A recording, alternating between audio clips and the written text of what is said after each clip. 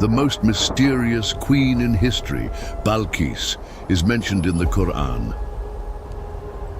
She was the wife of Prophet Suleiman. Bilqis ruled a kingdom that stretched from South Arabia to Africa. There are unbelievable things you should know about her. Some people claim she was half human, half jinn. Could Prophet Suleiman, who had control over the jinn and made them work for him, really have married a jinn? What do Islamic stories say about this? But this story didn't begin with a queen. It began with a small bird named Hudhud, who understood people and brought strange news from far away. This little bird helped a queen who used to worship the sun to become Muslim, and also changed history.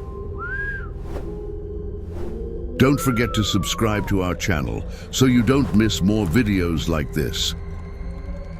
If you're ready, let's begin.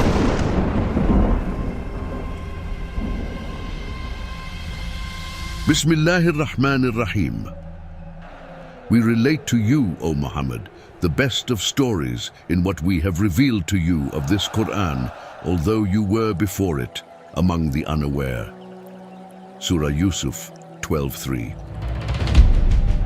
The soldiers had gathered and were waiting for the inspection of their leader and Prophet Suleiman. This was one of the most interesting armies in history. The army was made up of humans, jinn, birds, and other animals. Even the winds would carry Suleiman wherever he wanted to go. The human forces included soldiers on foot and on horses. The jinn warriors were invisible to the human eye. What made this army so terrifying was that the enemy couldn't see many of its members. Some birds and animals also joined Suleiman's army. Lions were the leaders of the animal group, followed by tigers. The bird forces included many hawks and falcons. The hoopoe bird, known as Hudhud, was responsible for intelligence.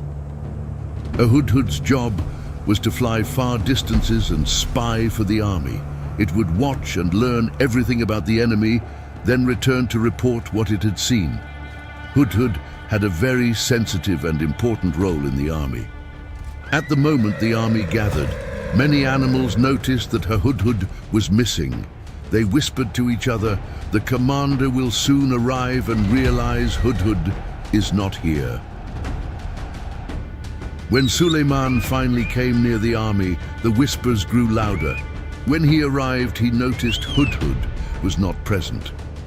Hudhud was actually in the land of the Queen of Sheba at that time. He had traveled a long way and felt inside that he was following some important news.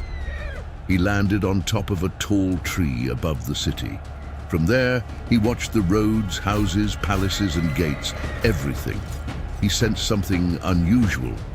It looked like the people were gathering for a ceremony, so he asked another hoopoe who lived in that city, "Oh, beautiful Hudhud, can you please tell me what's happening in this city?" "The people are going to see the Queen of Sheba. They are about to perform a ceremony where they all bow down to the sun."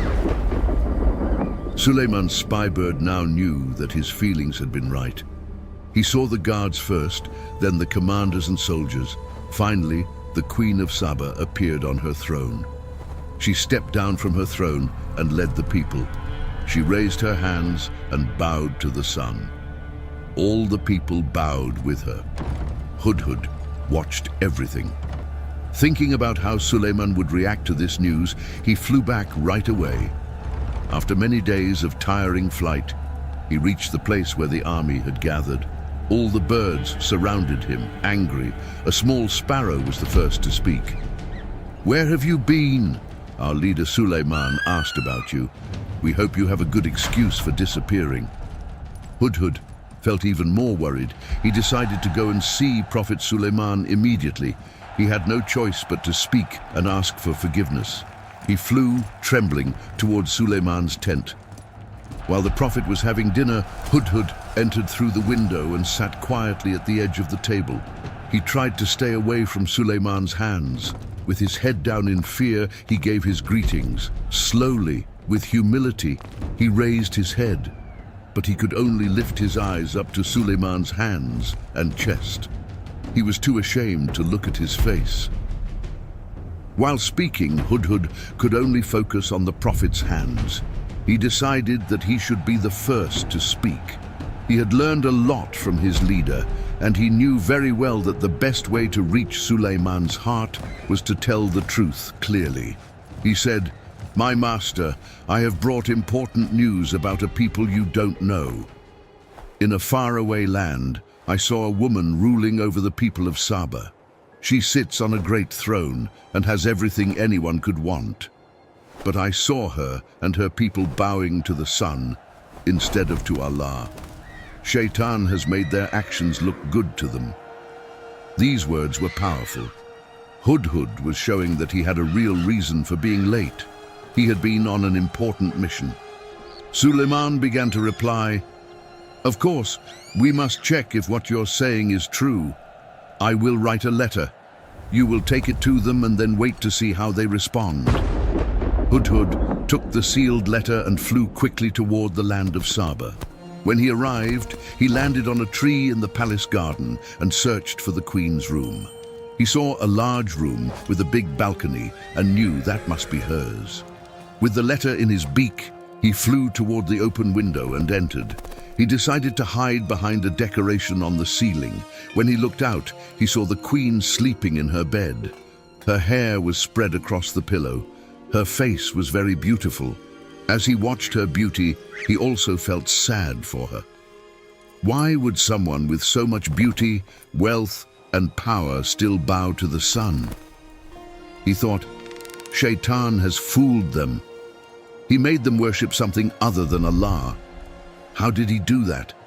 Then he thought, if Suleiman's army fights the people of Sheba, the result is clear. Yes, the queen is strong, but she can't defeat the Prophet's army. His soldiers could easily take over.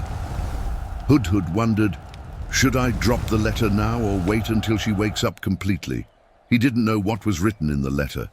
While he was thinking, the letter suddenly slipped from his beak and fell onto the queen's bed.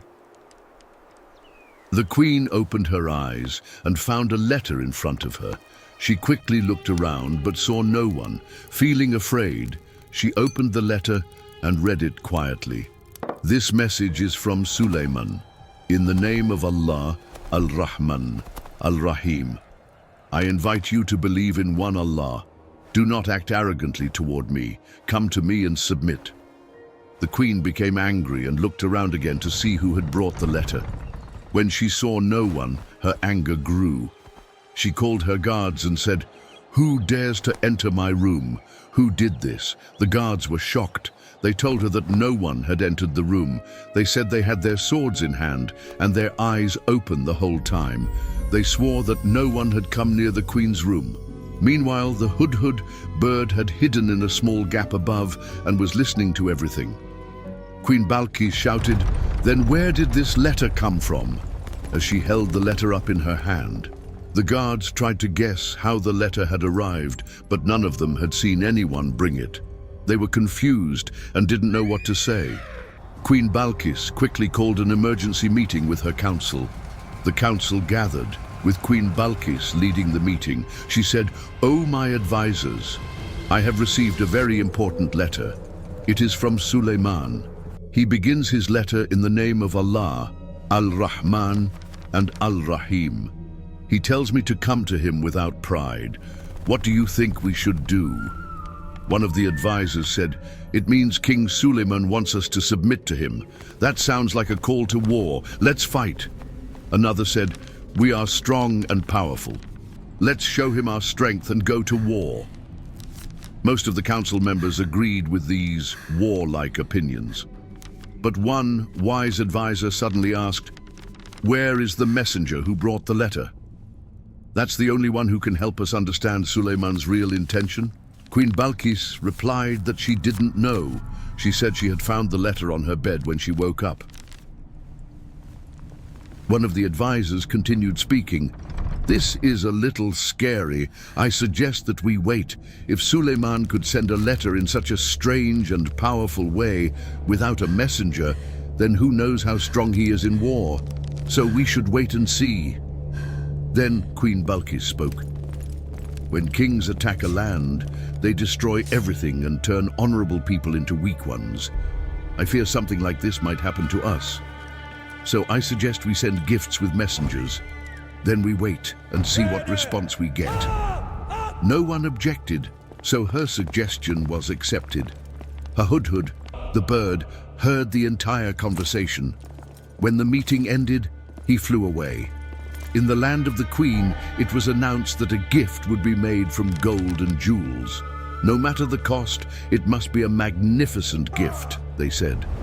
To the Queen, Suleiman was a powerful and scary man, and only a very valuable gift might please him. Their future depended on his mercy. The artists of the kingdom began working day and night to make this special gift. They used many valuable materials. Finally, the gift was ready. It was a golden tray. On its sides were 2 wolves made of gold and other jewels. When Queen Bilqis saw this beautiful and expensive gift, she was pleased. She ordered her messengers to prepare and carry it to Suleiman. She also sent one of her army commanders to learn more about Suleiman's military power.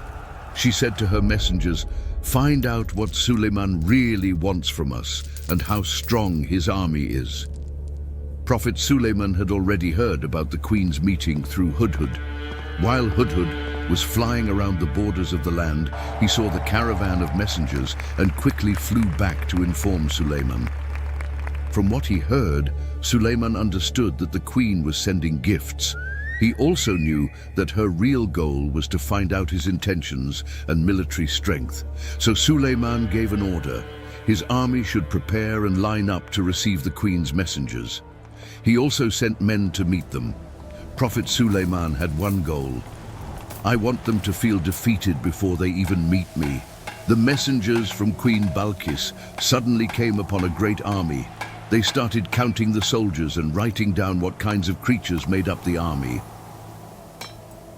To their surprise, the messengers saw that Suleiman's army was made up not only of people but also lions, tigers, elephants, birds, and other animals. They also saw that the army could travel from one place to another using the wind.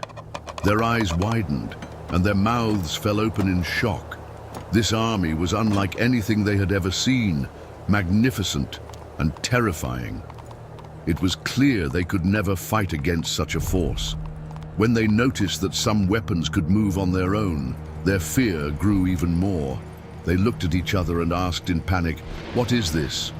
The officer who was showing them around answered calmly, "This is just a small group of Jinn soldiers doing their morning training." The messengers were shocked and became even more eager to meet Suleiman, but Prophet Suleiman refused to meet them directly. Instead, he sent one of his commanders to speak with them. The officer invited them to lunch at Suleiman's palace. As the messengers looked around, they felt embarrassed about the gifts they had brought. Compared to the glory and power of Suleiman's kingdom, their gifts seemed small and unimportant. Still, they handed over the gifts with hesitation and shame. The officer took the gifts into Suleiman's room, but a few minutes later, he came back holding the gifts again. He placed them on the table and said that Prophet Suleiman had refused them. Then he delivered Suleiman's message. "Do you think you can impress me with wealth? What Allah has given me is better than what He has given you. Take back your gifts. If I come to you with a force you cannot imagine, I will drive you out of your cities in humiliation." The messengers were afraid. One of them asked the officer, "What does Suleiman want from us? Please explain clearly so we can tell the Queen." The officer replied, "Suleiman wants only one thing, for your Queen and your people to submit to him." They understood this message was about peace, but also a clear warning. So the messengers returned to Queen Bilqis to deliver Suleiman's words. When the messengers arrived, the Queen was asleep, but she had told her servants to wake her immediately if the messengers came. So, even though they didn't want to disturb her, they woke her up. As soon as Queen Bilqis opened her eyes, she met with the messengers. She asked, "Well, tell me, what did Suleiman say when you gave him the gift?" But the messengers explained that they did not meet Suleiman. One of his commanders received the gift and took it to him. But sadly, Suleiman rejected the gift. "He sent it back to us," they said. They also delivered Suleiman's full message. Hearing this, the queen lowered her head and began to think. Suleiman had not accepted her gift or her messengers. She continued to ask her men questions, and they told her everything they had seen. She understood that Suleiman would only accept one thing, that she submit to him. The messengers also described the strength of Suleiman's army. When the queen heard that his army included animals and jinn, she realized how serious the situation was. If she chose to fight him, it could mean losing everything she had. Now there was only one option left, to try and convince Suleiman through other means. As she looked at the gift that had been rejected, she thought deeply about what to do. Then she decided to gather both her royal council and war advisors. Would two great kingdoms go to war? The coming meeting would be very important. At the same time, Prophet Suleiman was holding a meeting in his own city. His council included ministers, commanders, war experts, and scholars. Two lion guards stood nearby to protect the gathering. The hudhud bird was also there, ready to report. Suleiman opened the meeting. "I praise Allah for all the wealth and power He has given us." Although he was very angry inside, he did not show his anger on the outside. He continued, "How can it be that while we are alive, carrying the banner of Tawheed, there are still people who worship the sun? This is a failure and a shame for us." Suleiman was not ruling for his own glory, but for Allah's kingdom. That's why he felt both anger and responsibility. Then the army commander stood up with his sword in hand and said, "Just give the order, and I will destroy the throne of the Queen of Sheba and her people who deny Allah." But Suleiman replied, "I do not prefer violence. We must find another way. I hope the queen will come here to meet me. But before she arrives, who among you can bring her throne here?" One of the jinn said, "I can bring it before you even stand up. You know how strong I am." But then a scholar, someone who had been given special knowledge by Allah, Ilm al-Ladun, spoke and said, "I can bring it to you before you even blink your eye." As soon as Suleiman accepted this offer, the throne of Queen Bilqis suddenly appeared in front of him. It was like teleportation, something no human had ever done before. Everyone was shocked. The throne was large and majestic. Everyone stared at it, lost in thought. A hudhud was there too, trying to understand what had just happened. Meanwhile, in the city of Sheba, both the royal and war councils had gathered. Queen Bilqis led the meeting. Everyone in the room looked pale and shocked. The queen spoke in a tired voice. "Today, we face a very difficult situation. Suleiman wants us to surrender to him. He is threatening to destroy our strength. I ask you to help me find a solution." The advisors agreed that perhaps only the queen herself could go to Suleiman and offer him even greater gifts. Maybe that would lead to peace. But they also said, if he refuses these gifts too, then war will be our only option. And this war could erase us from history. Everyone saw Queen Bilqis as their last hope. So, the queen decided to take a risk and go to Suleiman's palace in person. Preparations began. New, more beautiful and expensive gifts were planned for him. Prophet Suleiman knew that the queen had the wrong idea about power and progress. She was proud of her country's industry and technology, but Suleiman, alayhi salam, wanted to teach her an important truth. Real greatness and true progress come only under the flag of Tawheed, belief in the oneness of Allah. Without belief in Allah, any system will eventually fall apart. What if you lose the world but gain Allah? You win. But if you gain the whole world and lose Allah, what good is that? Prophet Suleiman, being a wise prophet, not only brought her throne, but also gave an order to change its design. When Suleiman saw the sun symbol on the throne, he said, "How foolish is it for someone to worship the sun? Even if the sun were made of gold, bowing to it is still nonsense." He ordered parts of the throne to be changed. The throne redesign began according to his instructions. At the same time, Queen Bilqis was finishing her preparations. She ordered a caravan to be arranged to travel with her. Meanwhile, Suleiman called the best architect in his kingdom and said, "Do you know why I called you? I want a palace built over water, something that looks like a floating palace. Its entrance should be transparent, so anyone looking down thinks it's just water." The architect replied, "If that's what you want, shall I use pure glass for the floor so the water below can be clearly seen?" Suleiman said, "Yes, that would be perfect. Can you tell me how long the construction will take?" The architect replied, "If you allow the Jinn to help, it will be finished in 2 weeks. If humans build it, it will take much longer." Suleiman agreed. "I will order the Jinn to help you, but I want the floor exactly as you described, clear glass so the water underneath is fully visible." The architect then asked, "Do you have any other requests for the ceiling or walls, my lord?"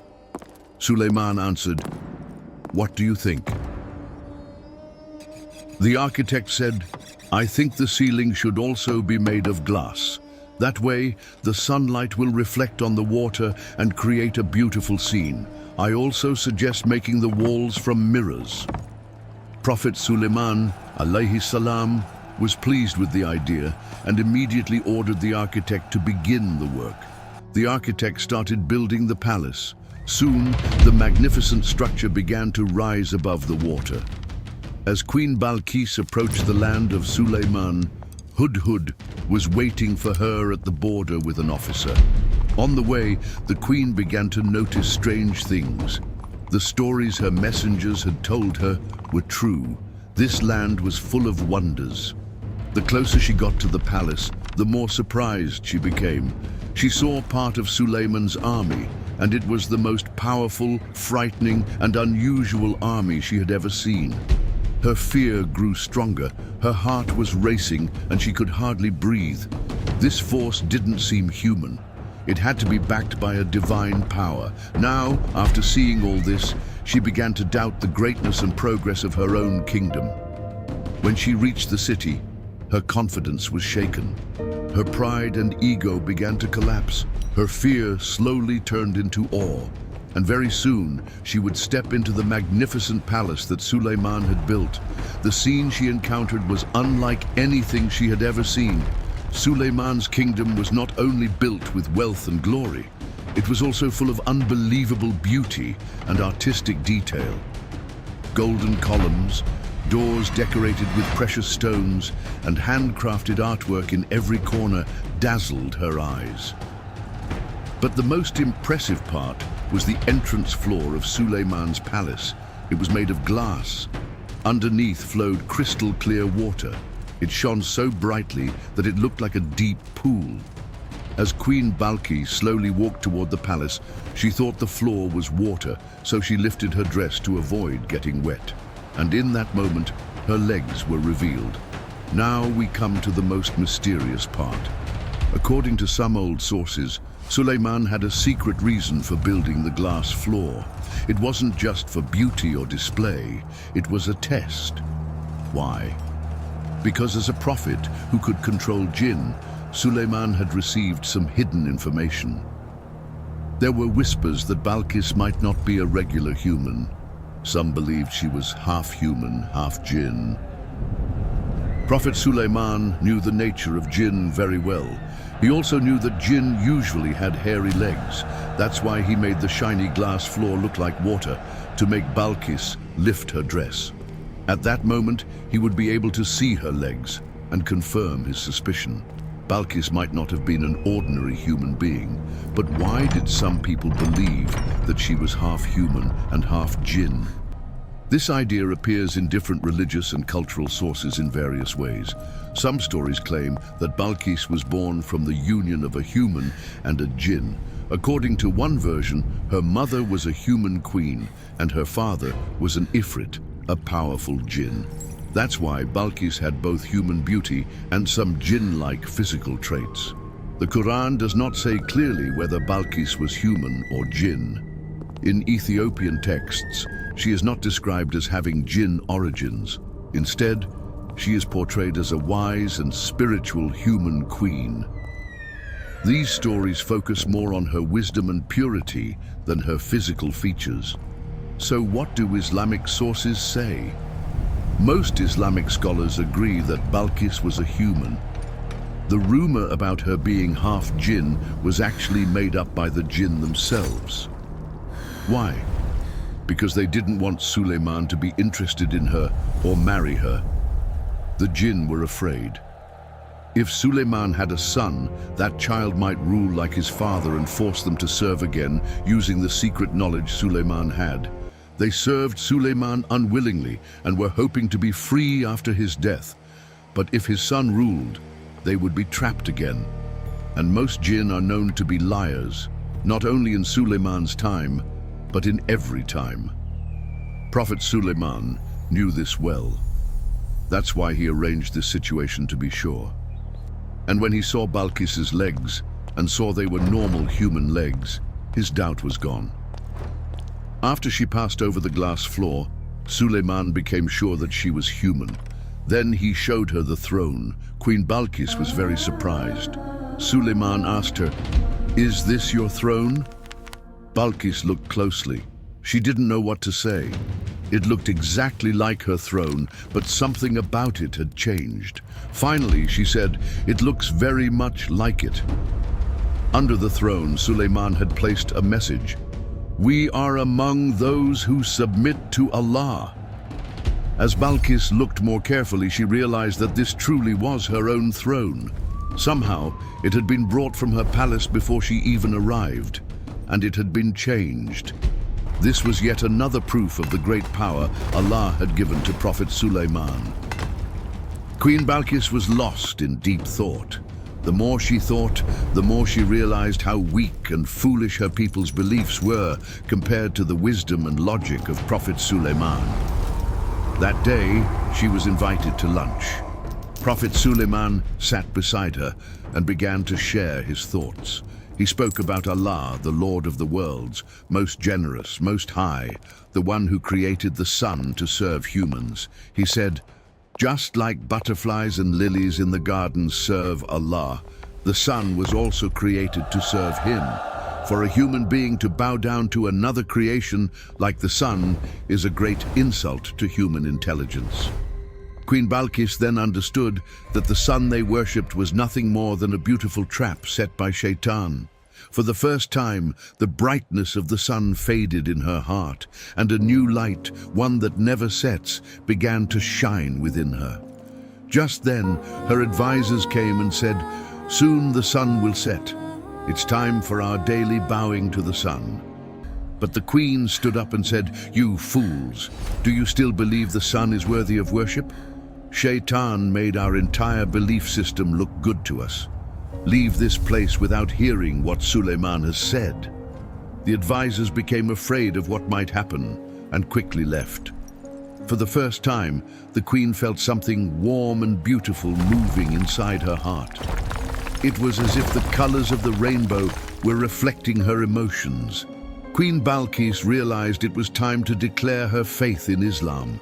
With deep emotion, she admitted that she had been fooling herself all along, and she became a Muslim. Soon after, the people of Saba followed their queen. They left sun worship and began to bow only to Allah. And all of this began with the feelings and voice, Hudhud, the bird had felt that day while the other birds flew ahead. This story, told in our holy book, the Quran al-Karim, reminds us of the value of knowledge, the honor of the scholar, and that true knowledge is a gift from Allah that requires gratitude. If you enjoyed this video, please like, comment, and subscribe to our channel. Your support helps us reach more people and share these beautiful stories. See you in the next video on our Religious Story TV channel. May Allah protect you.